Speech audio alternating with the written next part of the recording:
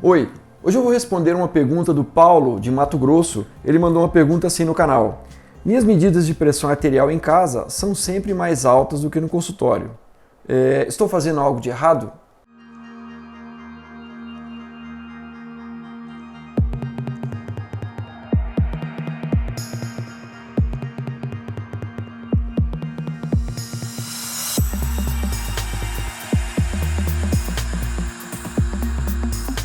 Normalmente as pessoas elas medem a pressão em casa, elas querem saber se o remédio que elas estão tomando está fazendo efeito ou elas estão diminuindo a dose da medicação e varia muito de pessoa para pessoa.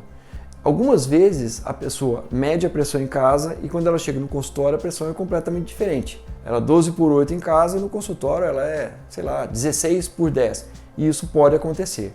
Por que isso acontece?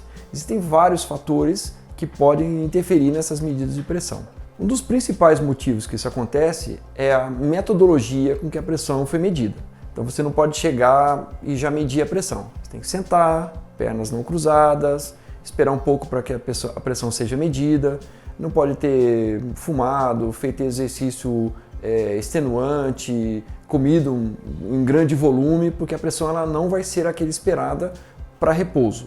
Então, feito tudo isso daí, é a hora de medir a pressão. Como medir a pressão? O aparelho utilizado normalmente é aquele colocado no braço e não aquele do antebraço.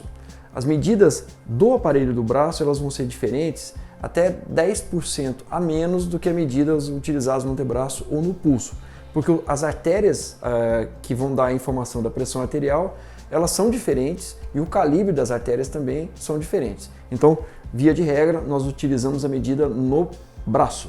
O aparelho utilizado no consultório médico vai ser utilizado aquele aparelho em que o médico usa aquela bombinha e tem uma outra parte do aparelho chamado aneroide. Então o aparelho é calibrado, é utilizado o aparelho profissional por uma pessoa treinada. Em casa, você tem que saber se o seu aparelho está regulado, se ele está calibrado, se as baterias estão com a vida útil adequada, para que você possa ter um bom resultado, um resultado fidedigno da sua pressão arterial. E se mesmo fazendo tudo correto em casa, você chega no consultório do médico, a pressão ainda está alta. Isso pode acontecer. E você já deve ter ouvido falar no termo de hipertensão de consultório ou hipertensão do avental branco. Em casa, normalmente o ambiente é mais tranquilo e no médico você está mais ansioso, tem uma expectativa. Então, 30, 40% das pessoas que tem pressão normal vão medir a pressão no consultório e a pressão é maior do que o 12/8 esperado, mesmo medindo corretamente. E o inverso também pode ocorrer. A gente chama de hipertensão mascarada, ou seja, você mede a pressão em casa, em que o ambiente às vezes você não está tão confortável, tem mais agitação, e aí você vai para o consultório médico e a pressão está normal. Então isso chama de hipertensão mascarada. Existem várias maneiras da gente saber qual delas é a correta.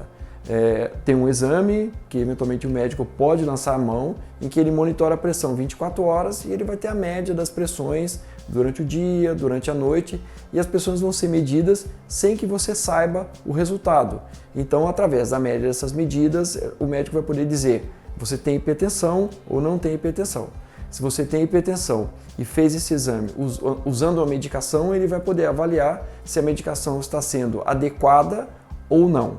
Se você pensa em colaborar com o seu médico, mostrando para ele como é que estava a sua pressão em casa, uma dica interessante seria, você pega uma planilha, coloca o dia, o horário, o valor da pressão arterial, se o seu aparelhinho tem mostra o batimento cardíaco, coloque também e coloque lá uma carinha para dizer se você estava ansioso, se você estava normal no dia, até para a gente saber, porque o fator psicológico também influencia bastante na pressão arterial.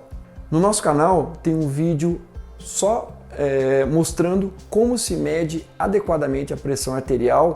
Eu tenho certeza que você vai gostar e vai ser bastante útil para você.